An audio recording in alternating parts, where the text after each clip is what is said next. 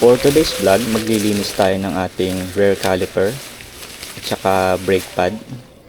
So since ang unit natin ay ABS, anti-lock braking system, kailangan nating i-open tong brake fluid cap para hindi mag-build ng pressure papunta dun sa ating ABS module. So in this way, may iwasan nating masira yung ating ABS. And then sa rear caliper natin, gagamit tayo ng 14mm socket. Yan ang pangtanggal dyan.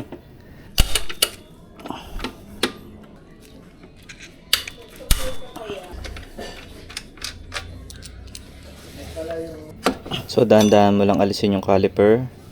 And then meron tong dalawang clip pin, yung pinaka-lock nya. So hihigitin nyo lang naman yun ng long nose para matanggal. So ito yung first clip. Yan. Then ito yung ikalawa. Yan. Hinihigit lang naman yan. So madali lang tanggalin. Tapos i-disassemble natin lahat to. Yan. So aalisin natin tong rod na nagko-connect dun sa ating brake pad. Yan. Hihigit-higitin mo lang yan ng long nose. Then tanggalin natin tong brake pad. Yan. So madali lang tanggalin yan. Tapos itong nasa loob. Yan. So you can see ang dumi na nito. Yung mga putik-putik sa loob. Yan. So tatanggalin din natin tong bakal na to. Yan, para malinisan natin. Kasama yung mga plastic rubber, yung damper. Yan, lilinisin din natin yan. Tapos yung damper dun sa may kabila, itong mahaba, yan, higitin nyo lang yan, matatanggal yan.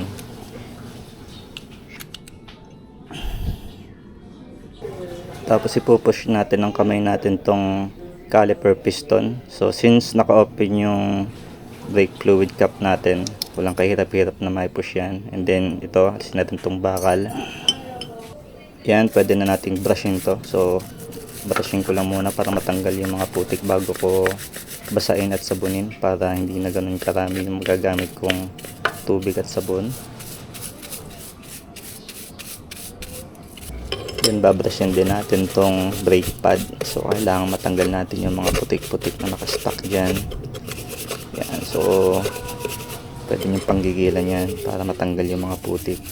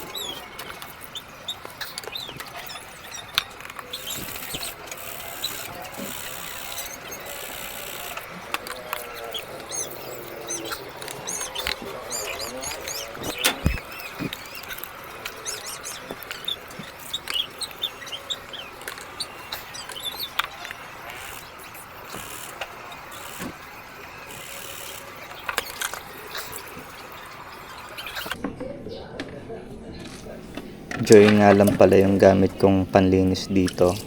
Pero kung may budget ka naman, pwede kang bumili ng brake cleaner. So yun, talaga nakakatanggal din ng mga dumi yun. So sa akin kasi, since nagtitipid ako, so tamang Joy muna. Tapos brush.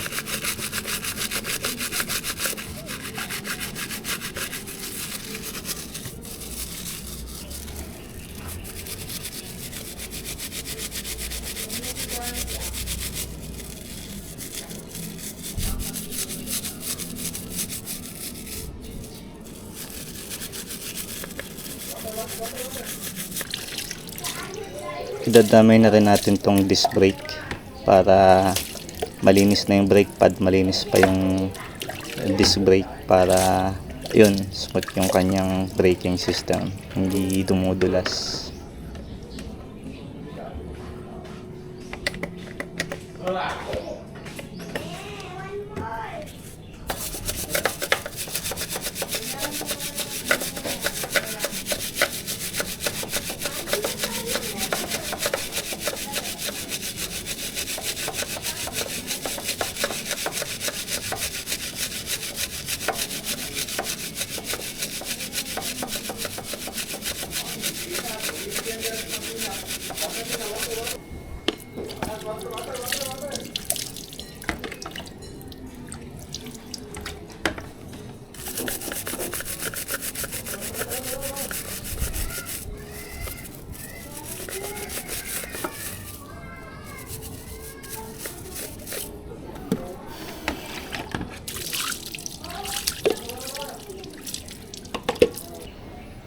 Then, punasan na natin itong ating mga dinisassemble, yung ating mga nilinis para matuyo.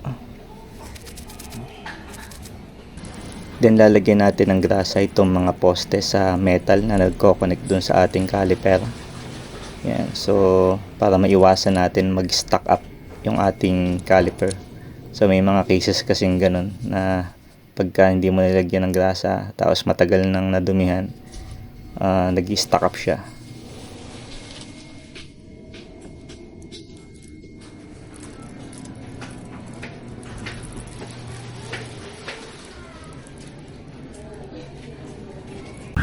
Lalagyan din natin tong mga rubber damper. Yan, i-assemble na uli natin siya. Lagyan natin unahin tong mga rubber damper. Then itong isa, babalik natin tong metal plate. Then itong metal, ipasok natin dun sa rubber damper. Then itong brake pad, yan. So ipasok lang natin yan dyan. Second brake pad. Tapos itong pang-lock dun sa ating brake pad. Pasok nyo lang yan dyan. Babalik na natin itong mga clip. So dalawa lang naman to. Then the second one. Tapos i-install na uli natin siya dito sa ating disc brake.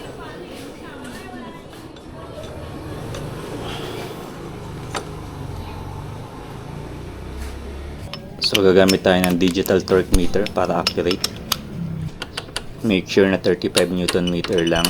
So tutunog naman yan para maiwasan nating ma-lost thread or masiraan tayo ng bolt dun sa pinagkakabitan ng ating caliper. Ayan, at tapos na nating linisin ang ating caliper at brake pad. Sana may natutunan kayo. Thank you for watching.